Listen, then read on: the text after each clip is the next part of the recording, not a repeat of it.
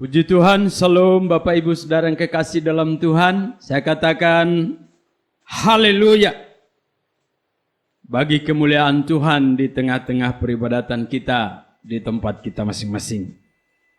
Kesempatan ini mari kita mau bersyukur dan kita berdoa supaya Tuhan memberkati kita dalam menjalani hidup pada minggu yang baru di bulan Januari ini.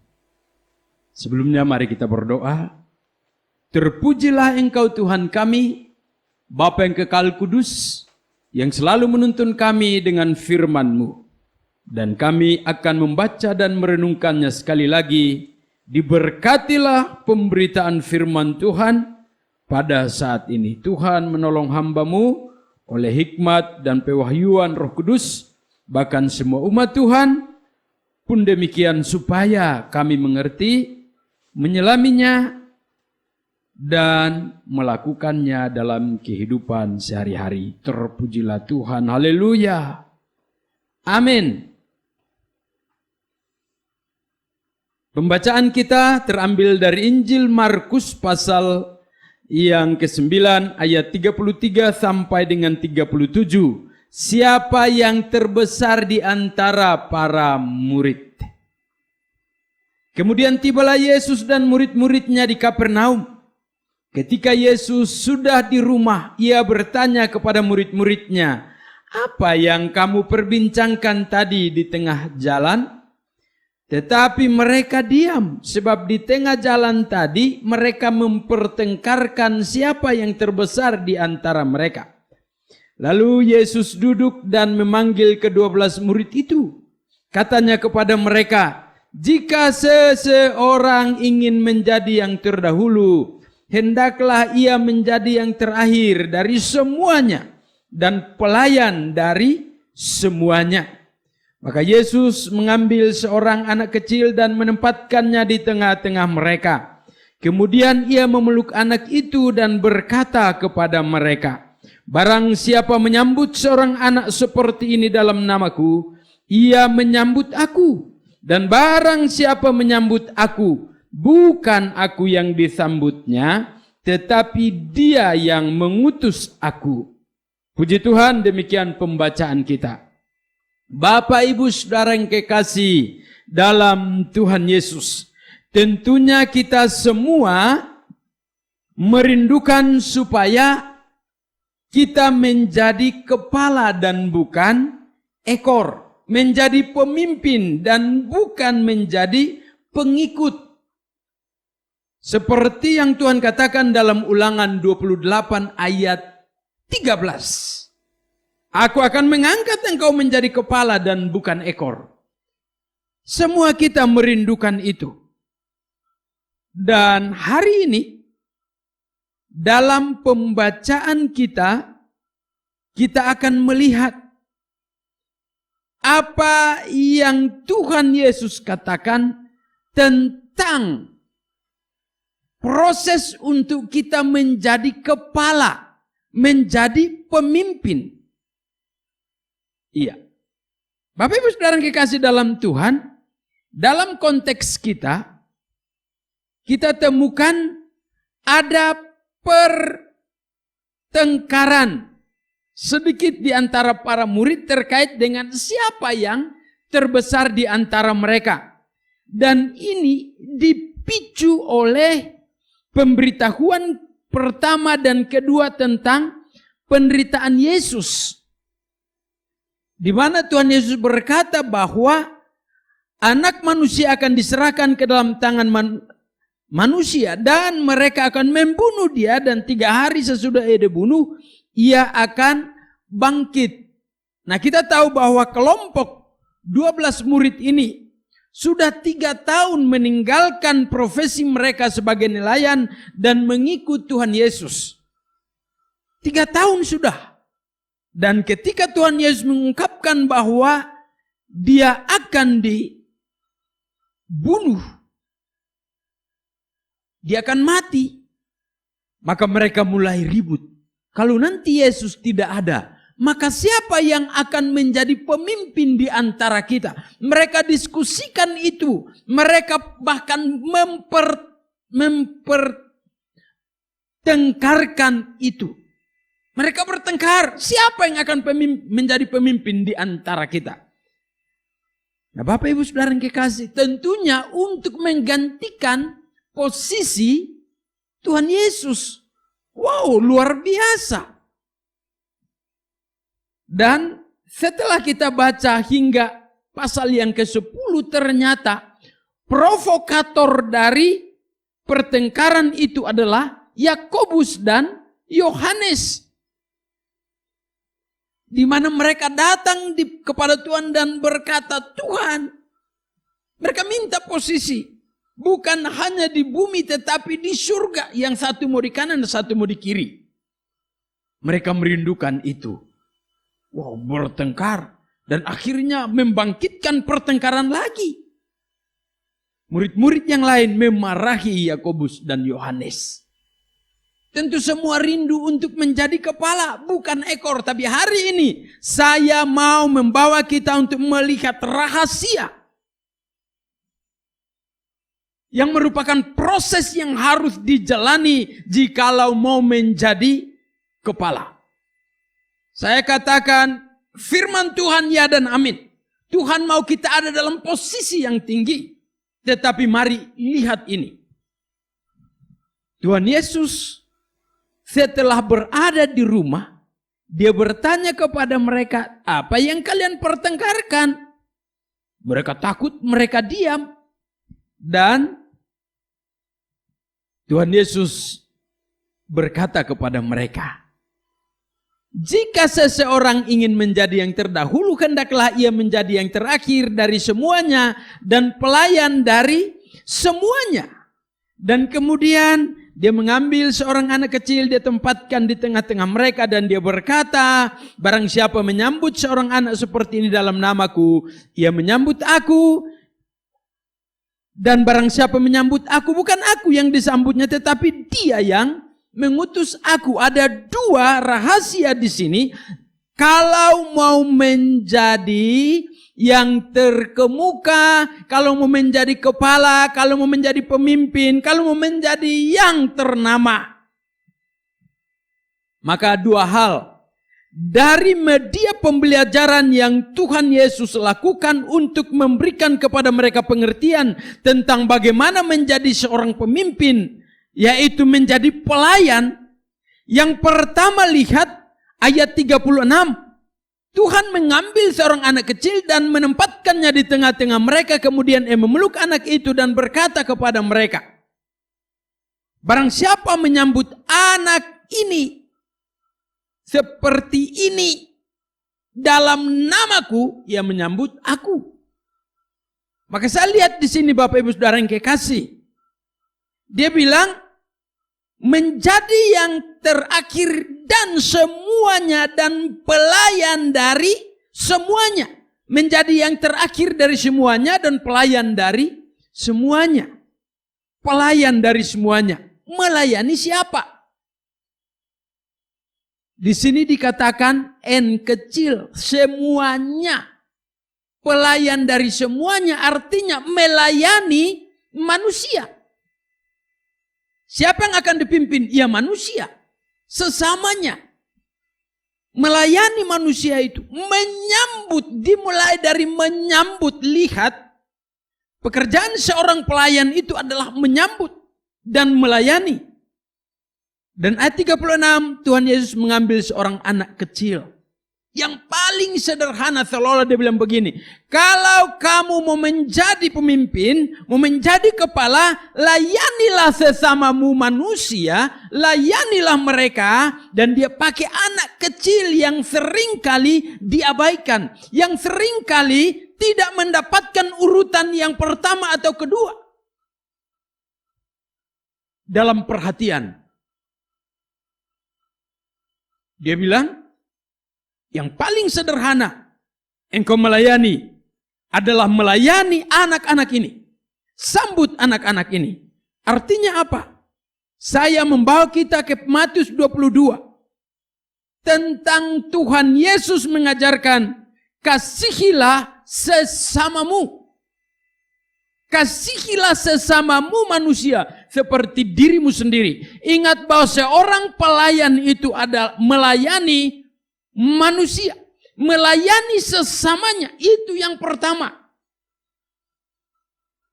Hari-hari ini di bangsa kita, saya amati dan saya sungguh bersyukur. Bapak Ibu perhatikan, presiden kita ini sebagai contoh. Ketika menjadi wali kota di Solo, beliau begitu belusukan memperhatikan masyarakat dan melayani mereka. Ketika menjadi gubernur di Jakarta, di DKI, sama. Masuk keluar gang ke tempat-tempat yang kumuh, melayani masyarakat. Dan kemudian, karena model pelayanan yang begitu tulus kepada masyarakat, memperhatikan masyarakat dan menolong, mengangkat, mengasihi mereka. Apa yang terjadi ketika pemilihan untuk menjadi presiden? Lihat bagaimana Bapak Presiden kita akhirnya terpilih. Karena rakyat melihat pelayanannya, kasihnya, perhatiannya kepada masyarakat.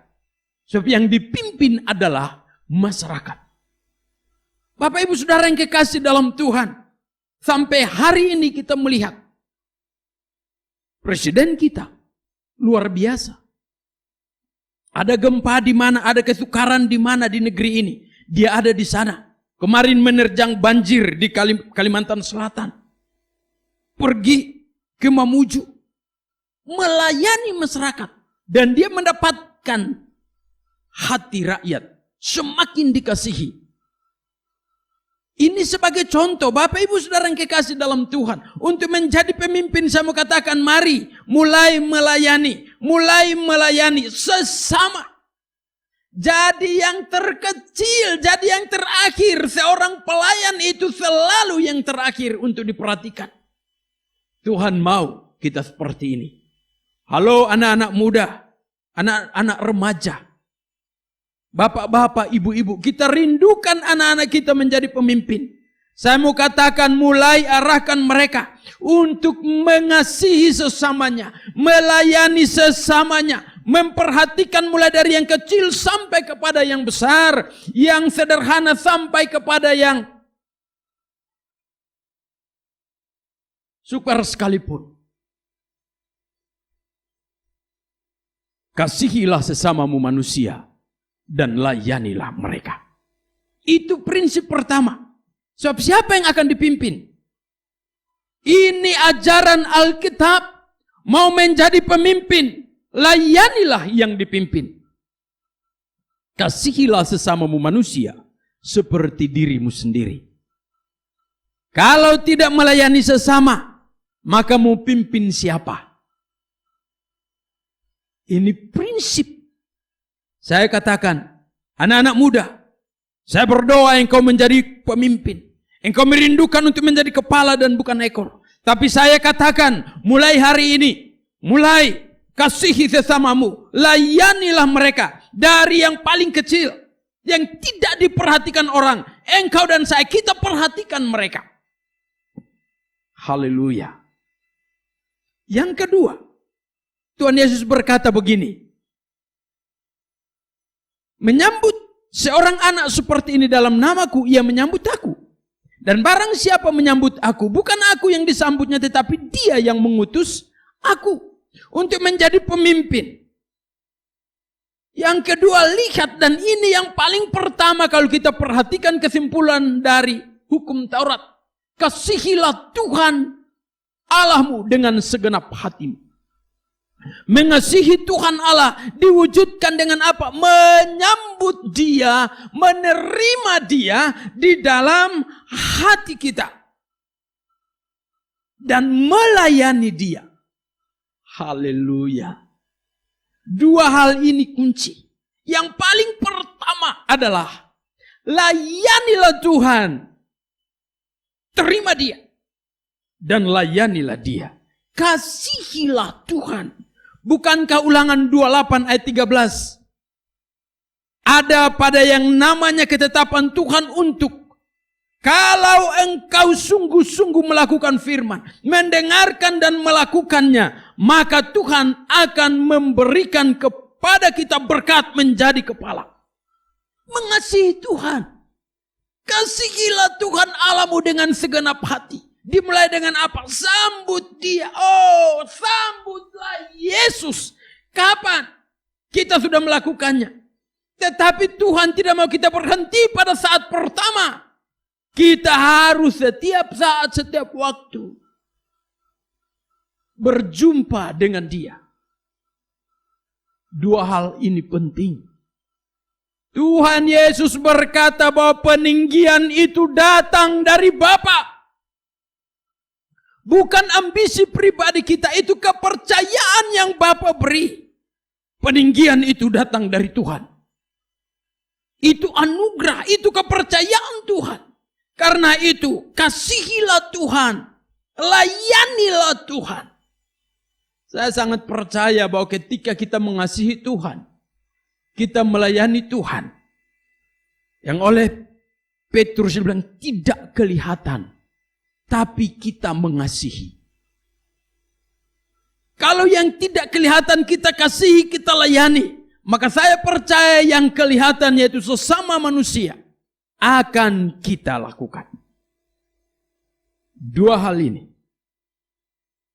menjadi pelayan dari semuanya.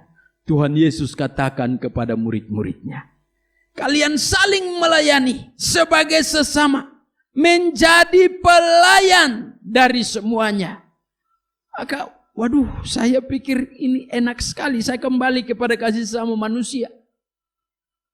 Kalau saling melayani, saya percaya bahwa perintah itu akan kurang. Yang suka memerintah akan kurang. Apalagi memerintah dengan embel-embel tolong, tolong, tolong. Akan kurang. Karena apa? Ada konsep saling melayani. Menjadi pelayan dari semuanya. Kebayang di antara murid-muridnya, Petrus melayani Yohanes. Yohanes melayani Petrus. Mereka saling melayani. Oh, semua menempatkan diri sebagai pelayan, itu indah sekali. Maka tidak ada cerita, oh saling memerintah. Melayani. Damai dunia ini. Hidup penuh dengan kasih. Suami, layani istri. Jangan hanya memerintah istri. Sesekali, layani, bukan sesekali. Layanilah dia. Anak-anak layani orang tua melayani anak. Saling melayani dalam rumah tangga. Yang ada indah. Tapi coba semua menjadi pemimpin dan tidak ada yang melayani. Yang ada hanya apa? Saling memerintah. Saling memarahi dan sebagainya. Ya, yang satu bilang, cuci piring kau. Enak aja perintah-perintah. Semua mau menjadi pemimpin. Tidak ada yang melayani. Tidak ada yang jalan.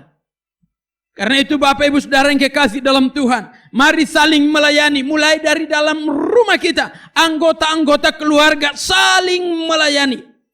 Hingga yang paling besar yang lebih luas lagi. Tapi di dalamnya jangan lupa. Kasih kepada Tuhan. Menjadi landasan untuk kita saling melayani. Sekali lagi. Kasih akan Tuhan menjadi landasan untuk kita saling melayani.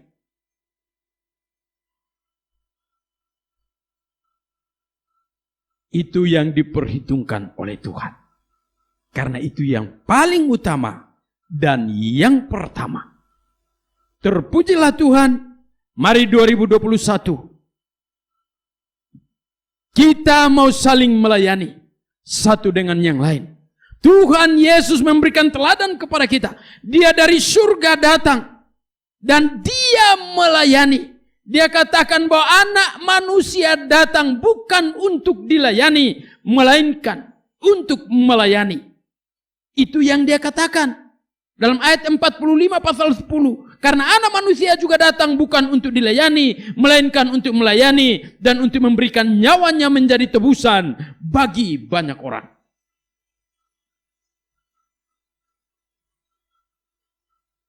Dan peninggian apa yang didapatkan oleh Tuhan Yesus? Kalau kita baca di dalam Filipi, luar biasa di sana. Dikatakan, Rasul Paulus berkata, kepada Yesus yang begitu merendahkan diri dan melayani. Merendahkan diri dan melayani. Dia bilang apa? Kepadanya dikaruniakan nama di atas segala nama. Saya baca Filipi pasal 28 dan 9. Dan dalam keadaan sebagai manusia ia telah merendahkan dirinya dan taat sampai mati. Bahkan sampai mati di kayu salib. Itulah sebabnya Allah sangat meninggikan dia. Dan mengaruniakan kepadanya nama di atas segala nama. Saya yakin bahwa hal yang sama Bapa juga mau lakukan untuk kita. Mengaruniakan kepada kita. Tetapi dia melihat, apakah kita melayani sesama manusia seperti yang dilakukan oleh Tuhan Yesus? Berkeliling dari desa ke desa, kota ke kota. Melayani. Mari kita belajar dari dua hal ini. Kasihilah sesamamu manusia. Tapi yang paling utama dan yang terutama, kasihilah Tuhan Allahmu dengan segenap hatimu dan layanilah Tuhan. Haleluya. Tuhan memberkati kita. Amin. Mari kita berdoa. Terpujilah Tuhan yang telah memberikan kepada kami teladan. Bagaimana kami diangkat oleh Tuhan untuk menjadi kepala dan bukan ekor, menjadi pemimpin. Dan Engkau menegaskan bahwa pemimpin itu adalah orang yang melayani. Melayani sesama. Memimpin untuk melayani. Tetapi landasannya Engkau berikan. Terlebih dahulu. Mengasihi Tuhan. Dan melayani Tuhan. Dua hal ini. Biarlah menjadi bagian kami. Sebab kami sadar bahwa peninggian itu datang daripadamu. Kami mau tetap melayani. Mulai dari seisi rumah kami. Kami saling melayani. Dan seterusnya. Bagi kemuliaan nama Tuhan. Haleluya. Amin. Selamat hari Minggu, Tuhan memberkati.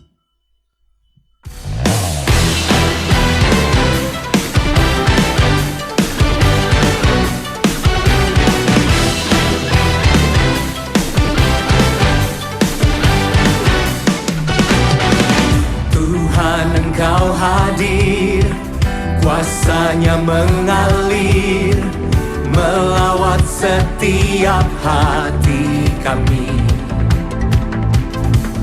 Roh-Mu membebaskan, Roh-Mu membangkitkan, kebesaran-Mu dinyatakan.